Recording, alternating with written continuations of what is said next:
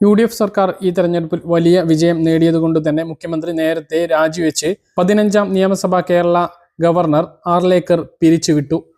UDF 102 seat നേടിയതുകൊണ്ട് തന്നെ പുതിയ സഭാകക്ഷി നേതാവിനെ തെരഞ്ഞെടുക്കാനുള്ള കാലതാമസം മാത്രമാണ് പുതിയ സർക്കാർ രൂപീകരിക്കുന്നതിനുള്ളത്.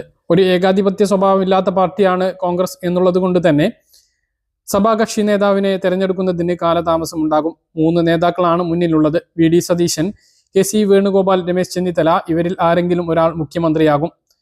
തുടർന്ന് പൊതുവായ ചടങ്ങിൽ മുഖ്യമന്ത്രിയുടെയും ചില മന്ത്രിമാരുടെയും സത്യപ്രതിജ്ഞ കഴിഞ്ഞാൽ ആദ്യ സഭാ സമ്മേളനം വിളിച്ചു തീർക്കും. ഗവർണറുടെ നയപ്രഖ്യാപന സമ്മേളനത്തിന് ശേഷം ആദ്യ ധനമന്ത്രിയുടെ നയപ്രഖ്യാപനത്തിന് ശേഷം പുതിയ ധനമന്ത്രിയുടെ ബജറ്റ് അവതരണം ഉണ്ടാകും. ഈ ബജറ്റിൽ നിരവധി പദ്ധതികൾ പ്രഖ്യാപിക്കും. ഒരുപാട് വാഗ്ദാനങ്ങളാണ് UDF മുന്നോട്ട് വെച്ചിട്ടുള്ളത്. ക്ഷേമ പെൻഷൻ 5 വർഷം കൊണ്ട് 3000 രൂപയാക്കും എന്നാണ് ഒരു വാഗ്ദാനം. ഇതിൽ ചെറിയൊരു വർധനവ്, അതായത് 100 രൂപയുടെയെങ്കിലും വർധനവ് ഈ ബജറ്റിൽ തന്നെ ഉണ്ടായേക്കാനുള്ള സാധ്യത തള്ളിക്കളയാനാകില്ല. എന്നാൽ നിലവിൽ കടുത്ത സാമ്പത്തിക പ്രതിസന്ധി നേരിടുന്ന സർക്കാർ വലിയ കടബാധ്യത പുതിയ സർക്കാരിന്റെ തലയിൽ കയറ്റിവെച്ചിട്ടാണ് ഇറങ്ങിപ്പോകുന്നത്. ഈ ഒരു ബാധ്യത ഉള്ളത് കൊണ്ട് തന്നെ നിലവിലെ പെൻഷൻ 2000 രൂപ തുറന്ന് നൽകാനായിരിക്കും സാധ്യത എന്നും വിവരങ്ങളുണ്ട്. മെയ് മാസത്തെ പെൻഷൻ കൃത്യസമയത്ത് തന്നെ ലഭിക്കും. നേരത്തെ തന്നെ ഉത്തരവ് ഇറക്കിയത് കൊണ്ട് തന്നെ വലിയ താമസം ഇല്ലാതെ പെൻഷൻ തുക പതിവ് പോലെ ബാങ്ക് അക്കൗണ്ടുകളിലും ബാക്കിയുള്ളവർക്ക് കയ്യിലും എത്തിച്ചേരുന്നതാണ്. പുതിയ ഭരണസമിതി അധികാരത്തിൽ എത്തുന്നതിന് മുമ്പ് തന്നെ ഉത്തരവ് ഇറങ്ങിയിട്ടുണ്ട്. മാർച്ച്, ഏപ്രിൽ, മെയ് മാസത്തെ പെൻഷൻ ഉത്തരവ് ഒരുമിച്ചാണ് സർക്കാർ ഇറക്കിയത്.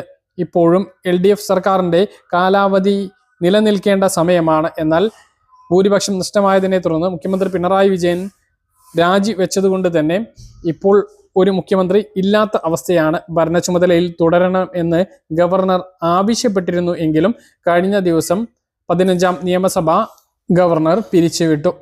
അപ്പോൾ ഇനി പുതിയ സർക്കാർ അധികാരത്തിൽ വന്നതിന് ശേഷം മാത്രമേ പെൻഷൻ വിതരണ നടപടികൾ ആരംഭിക്കുകയുള്ളൂ.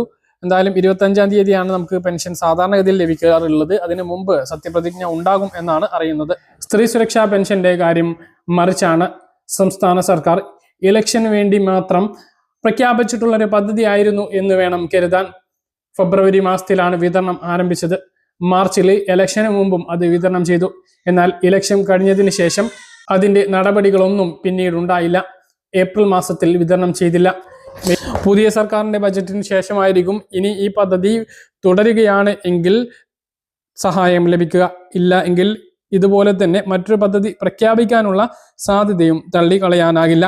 നിലവിൽ തദ്ദേശ സ്വയംഭരണ വകുപ്പ് മുഖേന നിരവധി പേർ അപേക്ഷ നൽകി ഇത്രയും ആളുകൾ കാത്തിരുന്ന ഒരു പദ്ധതി ആയതുകൊണ്ട് തന്നെ ഒറ്റയടിക്ക് ഉപേക്ഷിക്കാനുള്ള സാധ്യതയും ഇല്ല. പിണറായി സർക്കാർ തുടങ്ങിയതുപോലെ തന്നെ നിർത്തിയ പദ്ധതിയാണ്. ഇനി ഇത് വീണ്ടും തുടങ്ങണമെങ്കിൽ UDF സർക്കാരിന്റെ ഒരു തീരുമാനം വരേണ്ടതുണ്ട്. കെട്ടിട നിർമ്മാണ തൊഴിലാളി പെൻഷൻ 18 മാസത്തെ കുറിച്ച് മുഴുവൻ നൽകും എന്ന് പറഞ്ഞിരുന്ന LDF സർക്കാർ 5 മാസത്തേത് മാത്രമാണ് നൽകിയത്. 13 മാസത്തേതും കഴിഞ്ഞ മാസത്തേതും അടക്കം 14 മാസത്തേത് വീണ്ടും കുടിശ്ശികയായിരിക്കുന്ന സാഹചര്യമാണുള്ളത്.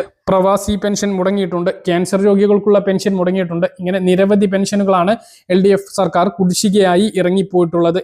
ഇതെല്ലാം UDF സർക്കാർ കൊടുത്ത് തീർക്കേണ്ടതുണ്ട്. അപ്പം എല്ലാം ബജറ്റിന് ശേഷമായിരിക്കും കൂടുതൽ ഒരു വ്യക്തത വരിക. നിങ്ങളുടെ അഭിപ്രായങ്ങൾ താഴെ കമൻ്റായി രേഖപ്പെടുത്തുക.